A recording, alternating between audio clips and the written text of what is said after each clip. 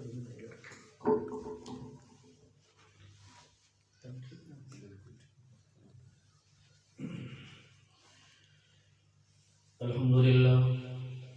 لله وكفى وسلام على عباده الذين اصطفى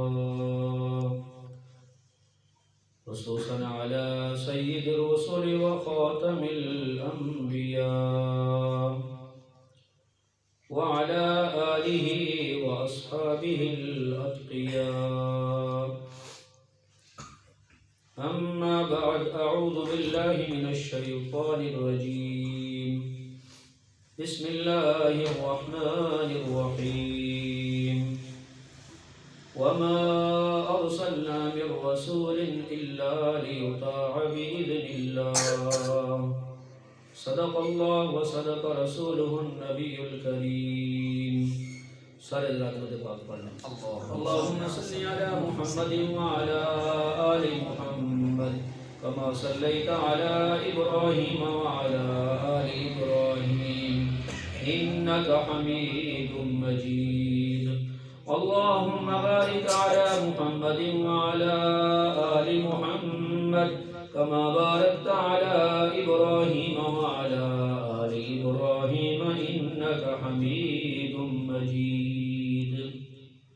قبل ساری احترام برادران اہل سنت والجماعت، اللہ تعالیٰ کا فضل کرم اور احسان ہوا ہم سب پہ کہ اللہ پاک نے ہمیں تھوڑی دیر کے لیے اپنے گھر میں بیٹھ کے اپنے پاک کلام کی باتیں سننے کی توفیق عطا فرمائی.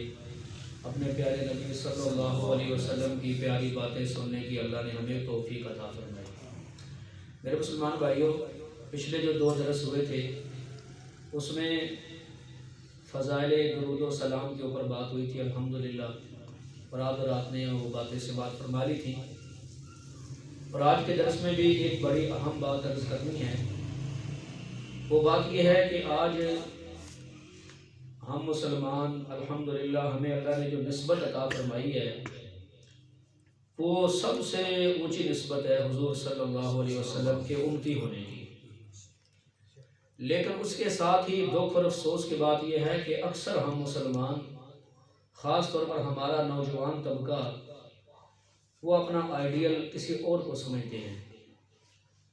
نعوذ باللہ وہ طور طریقے غیروں کے اپناتے ہیں، شکل و صورت، رہن سہن، بولنے کا انداز، گفتگو کرنے کا طریقہ اور باقی بہت ساری چیزوں میں، لباس میں اور دیگر بہت ساری چیزوں میں اللہ تعالیٰ معاف فرمائے، وہ اللہ کے جو دشمن ہیں ان کے طریقوں کو پسند کرتے ہیں. اور یہ بڑے دکھ کی بات ہے میرے بھائیوں، بہت دکھ کی بات ہے. جب ہمارا ایمان ہے، ہمارا یقین ہے کہ اس کائنات میں ہمارے نبی امام الانبیاء حضرت محمد رسول اللہ صلی اللہ علیہ وسلم سے بڑھ کر کسی کا طریقہ اچھا نہیں، اور پھر مسلمان اس طریقے پر نہ آئے، کسی اور طریقے کے اوپر چلے اور اس آدمی اس کی موت آ جائے، تو میرے بھائیوں اب آپ خود اندازہ لگائیں کہ اس آدمی کا آخرت میں کیا بنے گا.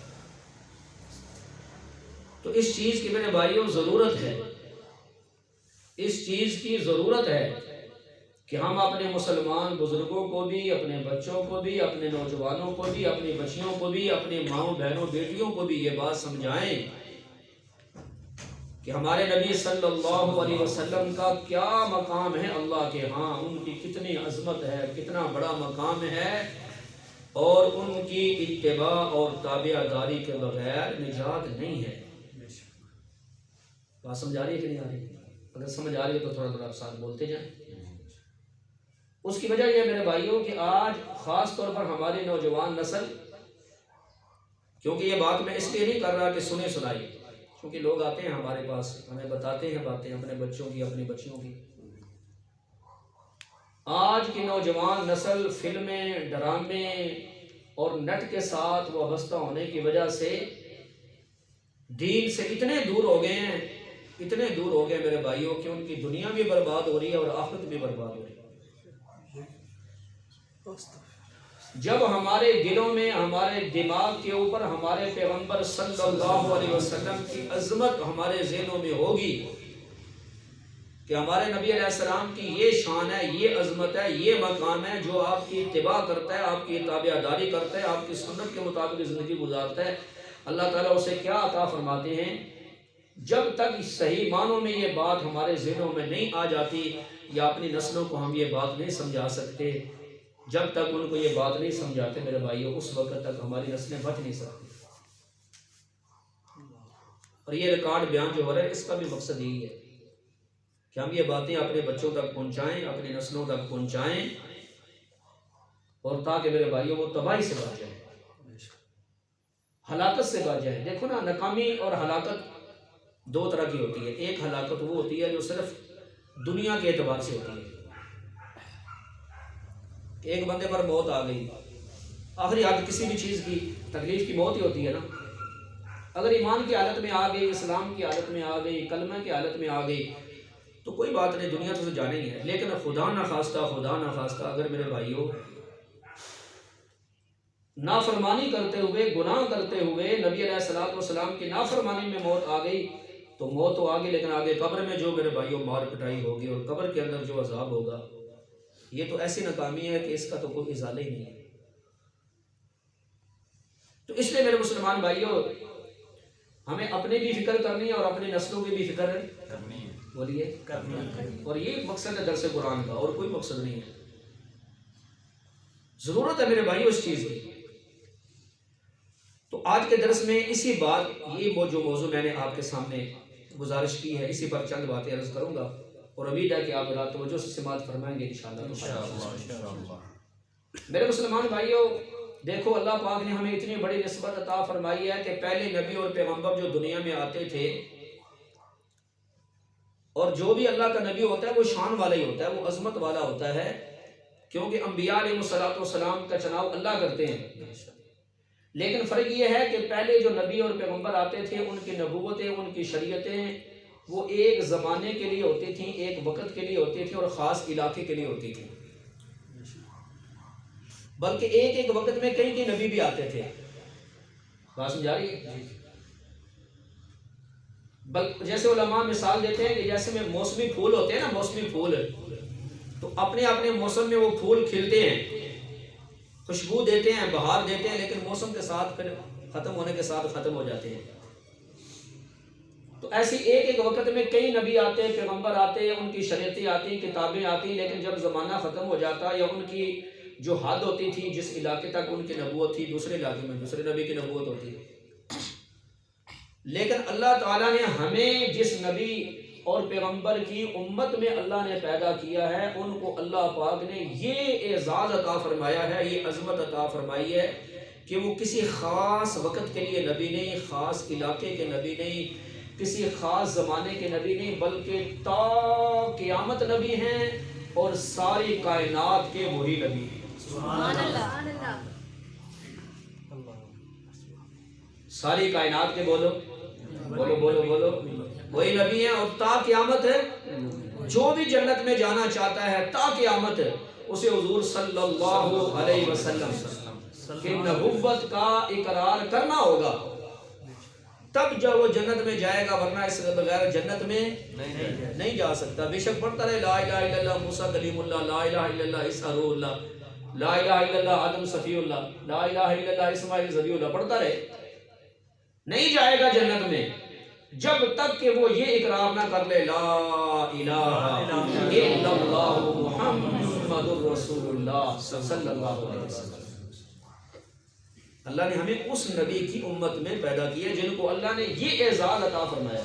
اسی وجہ سے قرآن میں اللہ تعالیٰ نے اعلان فرمایا، اللہ رب العالمین نے اعلان فرمایا قرآن پاک میں، اللہ رب العالمین نے فرمایا اے میرے نبی صلی اللہ علیہ وسلم آپ لوگوں کو بتا دیں، اعلان کر کے بتا دیں، قل یا ایھا الناس انی رسول اللہ الیکم جمیعا۔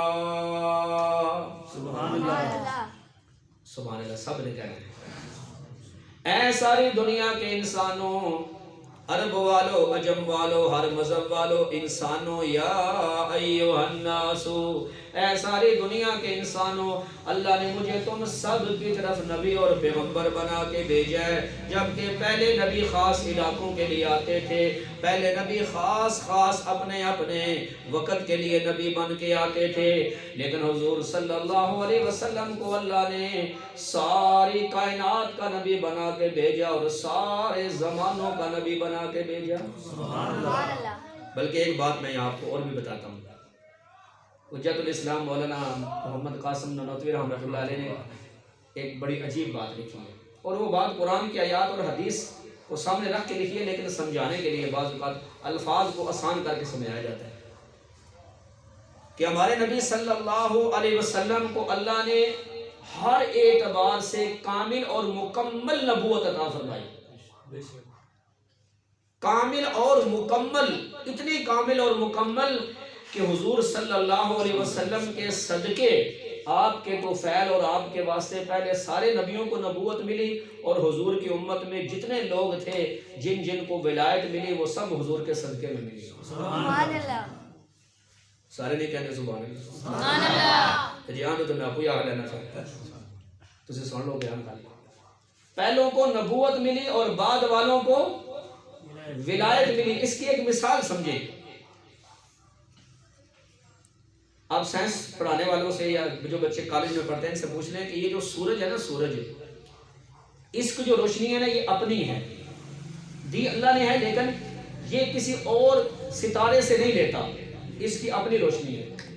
اور جو چاند ہے تو یہ روشنی لیتا ہے سورج سے، ٹھیک ہے، چاند کی روشنی اپنی نہیں بلکہ کس سے لیتا ہے؟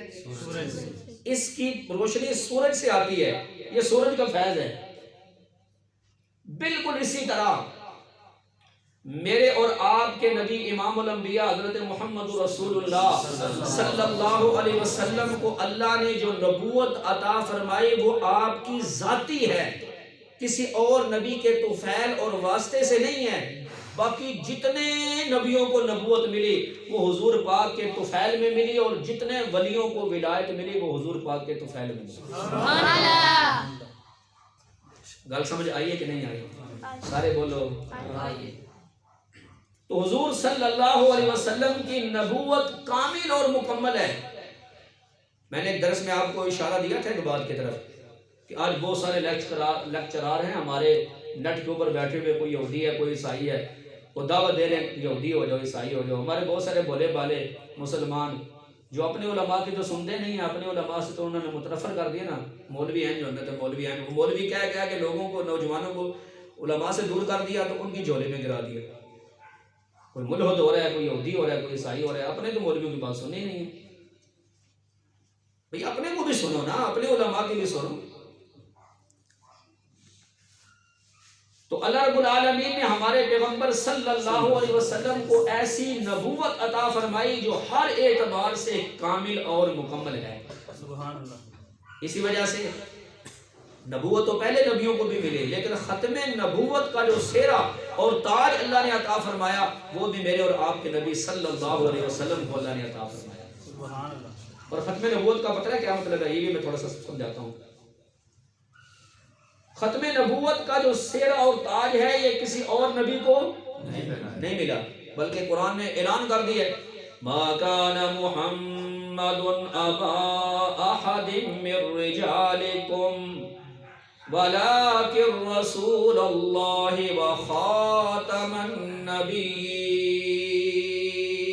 سبحان اللہ۔ حضرت محمد صلی اللہ علیہ وسلم تمہارے مردوں میں سے کسی کے باپ نہیں ہیں۔ اللہ نے آپ کو 4 بیٹے عطا فرمائے، بچپن میں فوت ہو گئے، لیکن آپ اللہ کے رسول ہیں اور آخری نبی ہیں۔ آپ کے بعد کوئی نیا نبی اب دنیا میں پیدا نہیں ہوگا۔ اور حضور صلی اللہ علیہ وسلم نے فرمایا فضلت علی الانبیاء بست، اللہ تعالیٰ نے مجھے تمام نبیوں پر 6 چیزوں کی وجہ سے فضیلت عطا فرمائی۔ نمبر 1 اوتیت جوامع الکلم، اللہ نے مجھے ایسی باتیں عطا فرمائی جو بڑی مختصر ہوتی ہیں لیکن ان کے اندر علم جو ہے وہ سمندر کی طرح ٹھاٹھے مار رہا ہوتا ہے۔ سبحان اللہ۔ جوامع الکلم وَنُصِرْتُ بِالرُّعْبِ، اللہ نے روب کے ذریعے میری مدد فرمائی ہے۔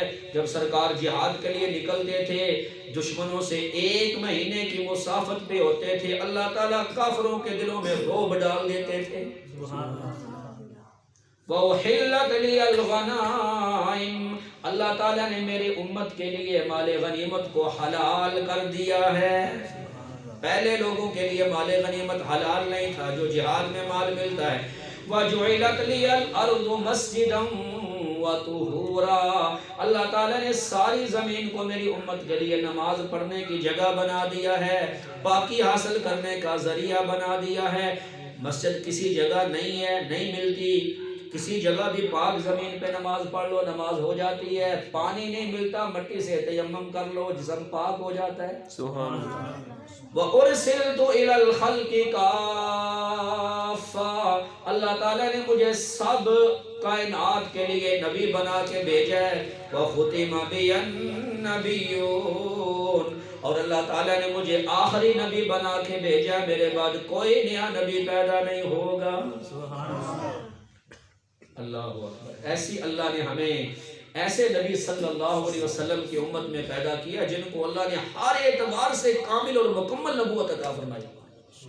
اور ختم نبوت کا جو معنی ہے نا، اس کے اندر ایک بات اچھی طرح سمجھ لیں، یہ جو ختم نبوت کا اعزاز اللہ نے اپنے آخری نبی صلی اللہ علیہ وسلم کو عطا فرمایا، اس کی 3 قسمیں ہیں۔ پہلی قسم ہے زمانے کے اعتبار سے حضور پاک آخری نبی ہیں، اب آپ کے بعد کوئی نیا نبی پیدا نہیں ہوگا۔ اور مرتبے کے اعتبار سے بھی آپ آخری نبی ہیں۔ کیا معنی؟ کہ جتنے مرتبے تھے نا، جتنی عظمتیں تھیں، جتنی شانیں تھیں، جتنی بلندیاں تھیں، وہ بھی اللہ نے اپنے نبی علیہ السلام پہ ختم فرما دی ہیں۔ اور آسان لفظ کہنا کہ حضور پاک سے بڑا رتبہ اور کسی کا بھی نہیں ہے۔ وہ بڑے بھی بولو یار، ان ٹھنڈ بھی بولیں۔ حضور پاک صلی اللہ علیہ وسلم سے بڑا رتبہ اور کسی کا، بولو بولو، مخلوق میں اللہ کے بعد، اللہ کے ہاں۔ اسی وجہ سے ایک شاعر نے کہا تھا نا کہ اوروں سے اعلیٰ خالق کے بعد، اوروں سے اعلیٰ خالق کے بعد، 2 عالم سے اعلیٰ ہمارے محمد صلی اللہ علیہ وسلم۔ اوروں سے اعلیٰ خالق کے بعد، یعنی اللہ کے بعد کس کا سب سے بڑا رتبہ ہے؟ حضور صلی اللہ علیہ وسلم کا۔ تو یہ مطلب مرتبے کے اعتبار سے بھی آپ آخری نبی ہیں۔ اور نمبر 3، مقام کے اعتبار سے بھی آپ آخری نبی ہیں۔ اگر کائنات میں کسی جگہ کوئی انسان اور جن رہتا ہے نا، کسی جگہ بھی کوئی انسان یا جن رہتا ہے، تو اس کے لیے لازمی ہے کہ وہ حضور صلی اللہ علیہ وسلم پر ایمان لائے۔ سبحان اللہ، حضور پاک پر ایمان لانا ضروری ہے۔ تو پہلی بات میرے بھائیو، آج کے درس میں میں نے یہ عرض کرنی تھی کہ ایسے نبی کی امت میں اللہ نے ہمیں پیدا فرمایا، لیکن افسوس ہے آج ہماری نوجوان نسل کس طرف جا رہی ہے، کن کو آئیڈیل بنا رہی ہے۔ نام ہمارے مسلمان بچوں کے کن کے ناموں پہ رکھ رہے ہیں؟ فاسقوں اور بدکاروں کے نام پر اپنے بچوں کے نام رکھ رہے ہیں۔ جو فلمیں بنانے والے، گانے گانے والے، ڈرامے بنانے والے، ان سے متاثر ہو رہے ہیں، اور اپنے نبی صلی اللہ علیہ وسلم کی عظمت کا پتہ ہی کون نہیں، شان کا پتہ ہی کون نہیں، مقام کا پتہ ہی کون نہیں۔ دوسری بات، ہمارے پیغمبر صلی اللہ علیہ وسلم کو اللہ نے یہ عظمت عطا فرمائی ہے، یہ شان عطا فرمائی ہے کہ قرآن پاک میں اللہ نے اپنے محبوب صلی اللہ علیہ وسلم کی نماز کا تو ذکر فرمایا، حضور کے سیرت کا تو ذکر فرمایا، نبی علیہ السلام کے طریقے کا تو ذکر فرمایا، لیکن اس کے ساتھ ساتھ بعض چیزیں ایسی ہیں جو صرف نبی کریم صلی اللہ علیہ وسلم کی خصوصیت ہے۔ مثال کے طور پر، جب حضور پاک صلی اللہ علیہ وسلم کو اللہ نے معراج شریف کروائی تو حضور صلی اللہ علیہ وسلم نے اللہ پاک سے پوچھا کہ یا اللہ، آپ نے ہر نبی کو کوئی نہ کوئی خاص شان عطا فرمائی ہے، میرے لیے یا اللہ کیا ہے؟ تو اللہ رب العالمین نے کیا فرمایا؟ اللہ رب العالمین نے فرمایا میرے محبوب صلی اللہ علیہ وسلم میں مفہوم عرض کر رہا ہوں، آپ کے لیے وہ ہے جو کسی اور کے لیے نہیں ہے۔ یا اللہ وہ کیا ہے؟ فرمایا ذکرت معی ذکرت، میرے محبوب آپ کے لیے یہ ہے کہ جہاں بھی میرا تذکرہ ہوگا، جہاں بھی میرا نام لیا جائے گا، جہاں بھی مجھ اللہ کا ذکر ہوگا، اے میرے محبوب صلی اللہ علیہ وسلم ساتھ ہی آپ کا بھی ذکر ہوگا۔ سبحان اللہ کہنا ذرا، جہاں جہاں جہاں جہاں اللہ اللہ اللہ کا ذکر ہوگا، ساتھ اللہ کے محبوب کا ذکر ہوگا۔ اور پھر قرآن میں اللہ نے وحی نازل فرما کے اس بات کو تا قیامت اپنے پاک کلام میں لکھ دیا، وَرَفَعْنَا لَكَ ذِكْرَكَ، اے نبی صلی اللہ علیہ وسلم آپ کی خاطر ہم نے آپ کا ذکر بلند کر دیا۔ اب آپ دیکھ لیں اذانوں میں، آپ نمازوں میں، اور جناب والا قرآن میں، اور تورات میں، انجیل میں، زبور میں، خطبے میں، کلمے میں، کہاں جہاں جہاں بھی آپ دیکھیں گے اللہ کا ذکر ہوتا ہے، ساتھ نبی کریم صلی اللہ علیہ وسلم کا بھی ذکر ہوتا ہے۔ بلکہ اللہ کا ذکر اس وقت تک مکمل ہی نہیں ہے، قبول ہی نہیں ہے، جب تک کہ اللہ کے ذکر کے ساتھ اللہ کے محبوب صلی اللہ علیہ وسلم کا ذکر نہ کیا جائے۔ سبحان اللہ۔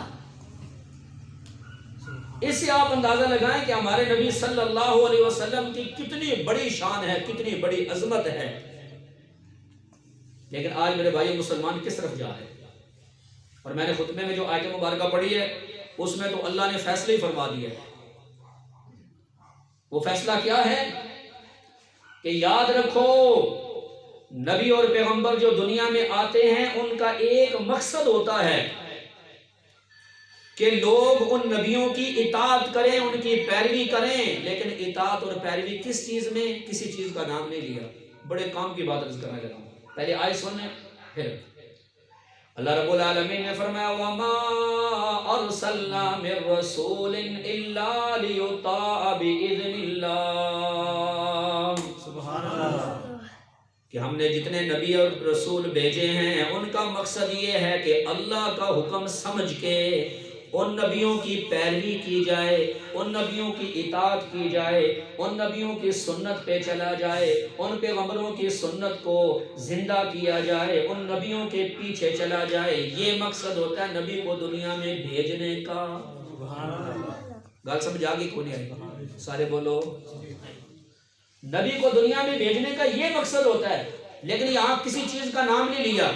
کیا معنی؟ عقائد کے اندر بھی، عبادات کے اندر بھی، معاملات کے اندر بھی، معاشرت کے اندر بھی، اخلاق کے اندر بھی، رہن سہن میں، ہر چیز میں نبی کی اطاعت کی جائے گی تو کامیابی ہے، ورنہ کامیابی نہیں ہے۔ مثال دے کر بات سمجھا دیتا ہوں۔ یہ تو سارے مسلمان ہی جانتے ہیں کہ نماز نبی علیہ السلام کی سنت کے مطابق پڑھیں گے تو قبول ہوگی، روزہ حضور کی سنت کے مطابق رکھیں گے تو قبول ہوگا، حج عمرہ زکات۔ لیکن اگلی بات، بھائی جان داڑھی رکھ لو، سنت کے مطابق رکھ لو۔ نہیں جی، داڑھی تو عرب کا رواج تھا، یہ کوئی سنت تھوڑی ہے۔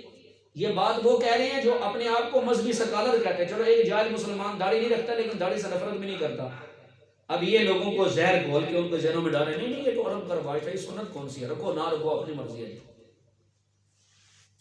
یہ زیادہ خطرناک ہے۔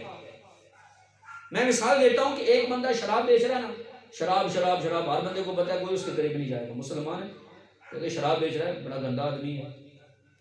اور ایک بندہ شراب بیچ رہا ہے لیکن اوپر لیبل پیپسی کا لگا لے، بیچتا شراب ہے، اوپر کوکا کولا کا لیبل لگا لے، کوکا کولا جی پیپسی ہے۔ اب یہ زیادہ خطرناک ہے، یہ دھوکہ دے رہا ہے۔ عقل کے اندھوں کو یہ پتہ نہیں ہے کہ نبی علیہ السلام فرماتے ہیں اللحیۃ من سنن الانبیاء والمرسلین، داڑھی سارے نبیوں اور رسولوں کی سنت ہے، کسی ایک نبی کی نہیں، سب کی۔ سبحان اللہ۔ اور نہیں داڑھی تو عرب کا رواج ہے، یہ لوگوں کو بتایا جا رہا ہے۔ لباس جیسے مرضی ہے پہن لو جی، کوئی بات نہیں۔ اب مسلمان داڑھی کو بغیر مار رہا ہے، لباس سنت کے مطابق پینٹ شرٹ پہن لو، کوئی بات نہیں، جیسے مرضی لباس پہن لو، کوئی بات نہیں۔ اس میں مسلمان حضور پاک کی سنت پر آنے کے لیے تیار نہیں ہے۔ اور میرے محترم شادی کا موقع آ گیا، بچے کی شادی سنت کے مطابق کر لو، مسجد میں نکاح پڑھوا لو۔ اب یہاں پر حضور پاک کی سنت چھوٹ گئی، اب کوئی بھی آنے کے لیے تیار نہیں، اور یہ بھی پتا ہے نبی علیہ السلام کے طریقے سے کسی کا بہتر طریقہ نہیں ہے، کیونکہ آپ کا بھی یہی ایمان ہے نا۔ نبی علیہ السلام نے خود ارشاد فرمایا خیر الہدی ہدی محمد صلی اللہ علیہ وسلم، حضور پاک نے فرمایا سب سے بہترین طریقہ مجھ محمد صلی اللہ علیہ وسلم کا طریقہ ہے، حضور کے طریقے سے بڑھ کے اور کسی کا طریقہ نہیں ہو سکتا۔ شادی کا آ گیا جناب، بچے کی شادی کرنی ہے، سنت کے مطابق کر لو، سادگی کے ساتھ کر لو، یہاں بھی مسلمان پیچھے ہٹ گیا۔ اللہ معاف فرمائے، آج تو پتہ ہی نہیں چلتا کہ کوئی ہندوؤں کی گھر میں شادی ہو رہی ہے یا مسلمانوں کی، ساری وہی رسومات جو ہندو کرتے ہیں، اور سرکار دو جہاں صلی اللہ علیہ وسلم کی سنت کو یوں ذبح کیا جاتا ہے کہ جیسے اس کی کوئی اہمیت ہی نہیں ہے ہمارے مسلمانوں کی۔ پھر پریشانیاں نہ آئیں تو کیا ہے میرے بھائیو، گھروں میں جھگڑے نہ ہو تو پھر کیا ہو؟ بندہ فوت ہو گیا ہے کہ سارے ثواب کر لو، کوئی ادھار لینے کی ضرورت نہیں، قرض اٹھانے کی ضرورت نہیں، جو پڑھائی کر کے کر دو، نہیں، ناک اونچی کرنی ہے، رسم پوری کرنی ہے، لوگوں کو لازمی جناب والا بلانا ہے اور خوب دھوم دھام اور جناب والا پورا ایک مرتبہ شومنٹ کرنی ہے، تب یہ سارے ثوابوں کا، ورنہ تو مردہ بخشے نہیں جائے گا۔ اتنے میرے مسلمان بھائیوں، ہم حضور صلی اللہ علیہ وسلم کی سنت سے دور چلے گئے۔ ہم اپنے نوجوان بچوں کو، بھائیوں کو سمجھاتے ہیں یار ان بے دینوں کے پیچھے نہ چلو، ان فلم و ڈراموں بنانے والوں کو پیچھے ان کو آئیڈیل نہ بناؤ، یہ گندے لوگ ہیں، یہ خبیث لوگ ہیں، ان کی کمائی حرام کی ہے، یہ اللہ اور اس کے رسول صلی اللہ علیہ وسلم کے باغی ہیں۔ لیکن ہمارے نوجوان کہتے ہیں جی ان چیزوں میں لذت بہت آتی ہے، ان میں مزہ بہت آتا ہے، 4 دن کی زندگی ہے، تو 4 دن کی زندگی تو میرے بھائی ختم ہو جائے گی، لیکن قبر میں جا کر کیا بنے گا، آخرت میں جا کر کیا بنے گا، یہ بھی سوچ لے۔ اگر تو ہمیشہ دنیا میں رہنا ہے پھر تو اپنی مرضی کرو، اور اگر قبر میں جانا ہے، اللہ کے سامنے سوال ہونے ہیں، تو پھر سوچنا چاہیے کہ میں کس کے طریقے پر چل رہا ہوں، کس کے راستے پر جا رہا ہوں۔ تو میرے مسلمان بھائیوں، ہمارے نبی صلی اللہ علیہ وسلم کی تو یہ شان ہے کہ اللہ نے آپ کا ذکر اور آپ کی یاد ہر جگہ پر بلند کر دی ہے۔ اب کوئی بندہ حضور پاک کا راستہ چھوڑ کے کسی اور راستے پر چلے گا تو آپ مجھے بتائیں میرے بھائیوں، اس کو کامیابی مل سکتی ہے؟ اللہ رب العالمین قرآن پاک میں ارشاد فرماتے ہیں مَن یُطِعِ اللَّهَ وَرَسُولَهُ وَيَتَّقِ اللَّهَ وَيَخْشَهُ فَأُولَٰئِكَ هُمُ الْفَائِزُونَ۔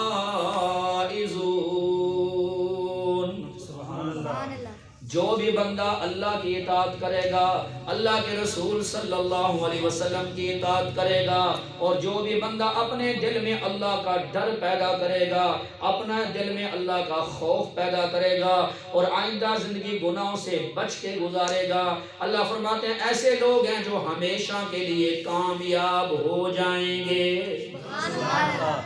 میرے سمیت یہاں جتنے ساتھی بیٹھے ہیں، کسی بندے سے بھی آپ پوچھیں بھی آپ کامیابی چاہتے ہیں کہ نہیں، کہے گا کامیابی چاہتا ہوں۔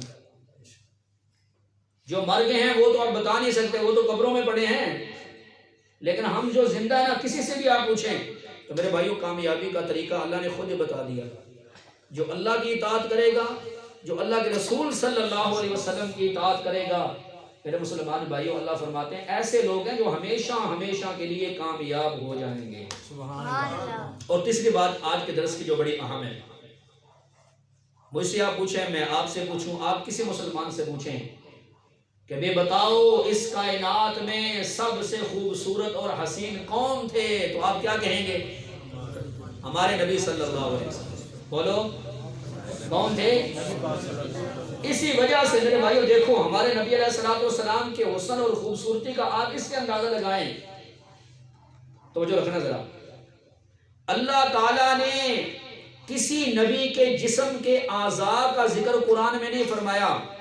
علامہ ابن قیم رحمۃ اللہ علیہ لکھتے ہیں کہ اللہ نے ہمارے نبی صلی اللہ علیہ وسلم کے جسم کے جو اعضاء ہیں نا، ان کا ذکر اللہ نے قرآن میں فرمایا ہے۔ سبحان اللہ، اللہ اکبر، اللہ اکبر۔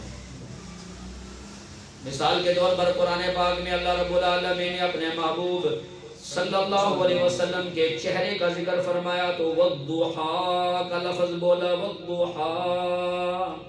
سبحان اللہ۔ تھک گئے ہو لگتا ہے، آخری گل کرنا پیا، بس یہ آج کے بیان کا آخری بات ہے یہ، اور ہمارے نبی صلی اللہ علیہ وسلم کے سینے کا جب اللہ نے ذکر فرمایا الم نشرح لک صدرک، الم نشرح لک صدرک، اور جب اللہ نے اپنے محبوب صلی اللہ علیہ وسلم کے ہاتھوں کا ذکر فرمایا، گردن کا ذکر فرمایا وَلَا تَجْعَلْ يَدَكَ